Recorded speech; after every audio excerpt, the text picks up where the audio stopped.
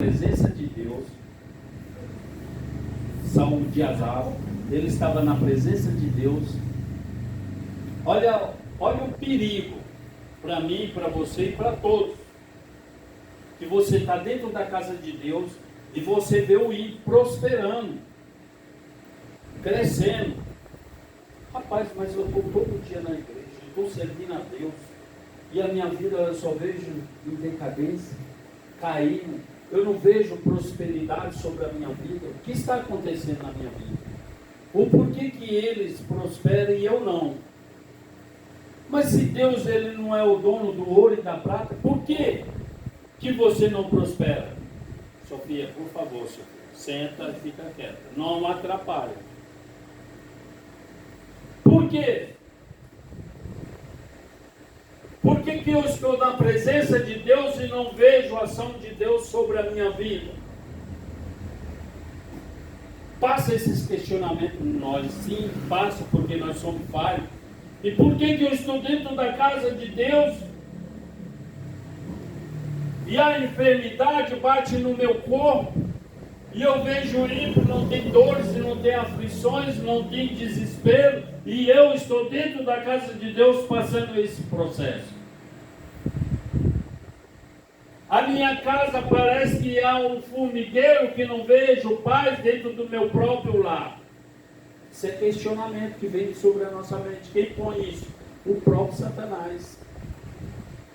Para quê? Para que você venha duvidar do poder de Deus. E aonde há dúvida, Deus não opera. Você pensa que Satanás ele não vai trabalhar no dia a dia, na sua mente, no seu pensamento, que você vê uma pessoa lá que não é crente e tudo que vai, parece que vai tudo uma mil e uma maravilha, tudo dá certo. Mas quando você, cristão, põe a mão, parece que nada é. Aí entra a aflição, entra o desespero. E Asaf não foi diferente. Ele fala aqui: verdadeiramente bom é Deus para com Israel, para com os limpos de coração. Limpo de coração. Porque quando nós temos o nosso coração limpo, quando nós estamos fazendo a justiça e a perfeição do que Deus quer que nós venhamos fazer, você vai ver lá na frente a sua prosperidade, as suas bênçãos chegar. Mas Asaf, ele está falando aqui a situação que o inimigo trabalhou dentro do seu coração de tal forma que ele começou a duvidar de Deus. É melhor estar no mundo do que estar na igreja, porque se eu estou no mundo, eu vejo a prosperidade, não há aflição na vida deles. Parece que está tudo mil e uma maravilha. E eu estou dentro da igreja, é uma aflição, é um problema, é um gigante, dia após dia, outro dia, enfim. Aleluia, Jesus. Estou falando da vida de Asaf, que ele colocou isso dentro do seu coração. Ele não, o próprio Satanás colocou dentro do coração dele e começou a trabalhar nisso. Aí ele fala no versículo 2: quanto a mim, os meus pés quase se desviaram. Pouco faltou para que escorregassem os meus passos. Quase. E quantos crentes tem dentro da casa de Deus nesse mesmo processo de Asaf? Eu vou lá nada, terça-feira, mesma coisa. Eu vou lá quinta-feira, mesma coisa. Eu vou domingo, só o domingo. O inimigo já trabalhou dentro do coração dele, ele já tirou a expectativa, o ânimo dele adorar a Deus, o ânimo dele buscar a Deus. Nós lançamos uma campanha de jejum e oração para quê? Para que os irmãos venham buscar a presença de Deus, a manifestação do Espírito Santo de Deus. Porque se ele não vier, ele vai estar igual a Asaf. Aí começa a passar um turbilhão de coisa na mente dele. Aí ele fica desesperado. Eu busco tanto aquela bênção lá e não vejo. Quer saber? Vou mais nada. Quando ele menos espera, ele já está fora da igreja. Porque então quer dizer que ele está servindo a Deus só pelas bênçãos materiais. Ele não está se preocupando com a vida espiritual. O que está preparado para nós quando Jesus diz que isso aqui é passageiro. Interessante que nós luta tanto para adquirir as coisas. Aí você adquire a sua casa. Ai, graças a Deus, Deus me deu minha casa, que maravilha. Aí vem outros problemas. Mas eu queria um carro zero. Aí ele luta, consegue o carro. Mas eu queria trocar os móveis na minha casa. Luta, consegue. Nós somos insaciáveis. Quanto mais você tem, mais você quer. Você não agradece, você não está contente com aquilo que Deus lhe concedeu. Você sempre quer abocanhar mais, buscando mais. Assim é a vida de Asaf.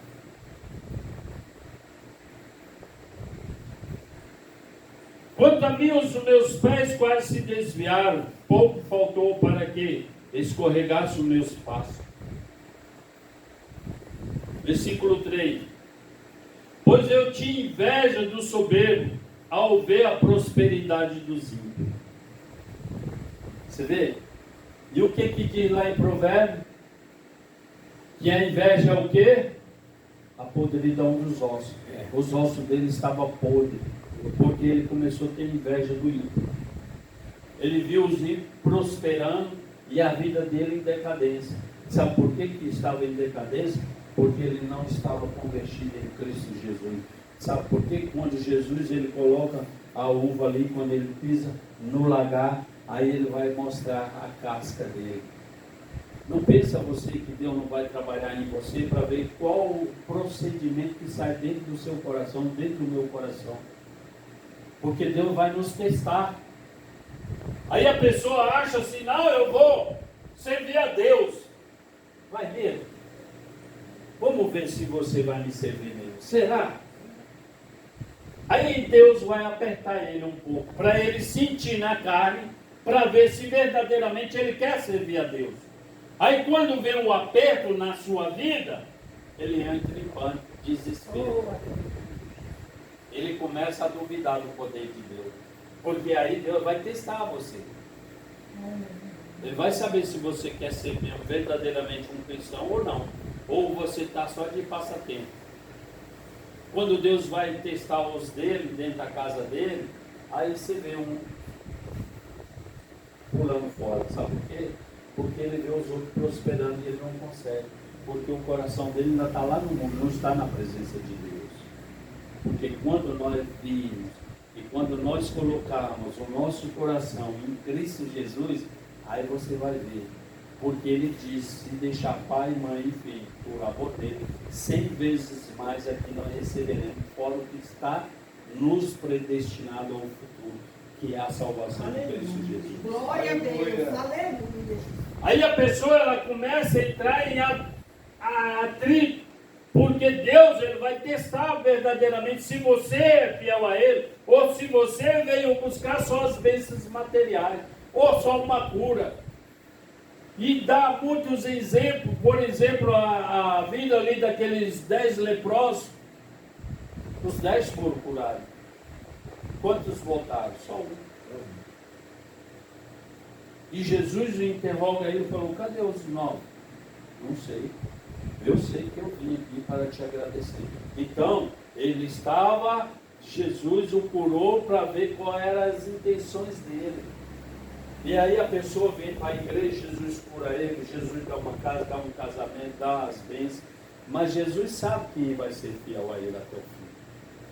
Aí quando Jesus começa a apertar ele, para ver, não, agora eu vou testar, eu dei as bênçãos a ele, agora eu vou testar para ver se ele é fiel a mim. Aí ele começa a murmurar, resmungar, reclamar da sua situação, que a vida dele está um caos, que a vida dele está uma situação. Ué, mas não foi bom na hora de receber? Não agradeceu, não estava contente? Agora Jesus vai testar a pessoa e a pessoa acha ruim? Aqui era a vida de Asaf. Pois eu tinha inveja do soberbo ao ver a prosperidade dos ímpios, porque não há aperto na sua morte, mas firme está as suas forças. Que força? Você sem Deus tem força em quem? Em quem que Ele vai esperar? Se nós passamos um problema, uma situação, nós sabemos quem estamos esperando e de onde virá o nosso socorro. O nosso socorro vem de Deus. Aleluia. E eles têm firmeza e esperança aqui, quando os apertos vêm sobre eles. O ímpio tem esperança em quem? Aí perde as suas forças, entra em pânico, desespero. A primeira coisa que ele pensa é o suicídio. Por quê? Porque ele não tem um refúgio. E nós temos um refúgio. Nós temos uma esperança. E essa vida é passageira. Mas nós temos uma esperança. Eu posso sofrer aqui, mas na eternidade eu vou ter a minha salvação em Cristo Jesus. Aleluia. Exemplos. Lázaro e o rico. O rico estava em toda a regalia. Sim ou não? E Jesus deu uma parábola aí mostrando que o rico morreu e o Lázaro morreu também. Aí o Lázaro vai para o seio de Abraão. E o rico para o tormento. Então eles não têm felicidade. Eles acham que têm. Tem felicidade somos nós que estamos em Cristo Jesus. Glória a Deus. Aleluia. Porque não há aperto na sua morte, mas o firme está as suas forças. Não se acha em trabalho como os outros gente, nem são afligidos como os outros homens, pelo que, a saber, os cerca com um colar, veste-se de violência como de uma dor.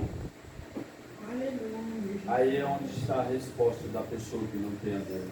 Ele veste como um colar, cheio de violência, o coração cheio de maldade, cheio de iniquidade, maldizendo a Deus, não tem prazer em glorificar a Deus. Mas Asaf, no versículo 17, aí Deus começa a trabalhar na mente dele, no coração dele, modifica o pensamento dele. Por quê? Porque ele estava afligido, porque ele não estava convertido. E a pessoa, quando não é convertida, se você estiver ao lado dela, ela te leva junto. Leva ou não leva? Ah, rapaz, eu vou mais naquela igreja nada, eu não vejo nada acontecer, porque ele não está convertido.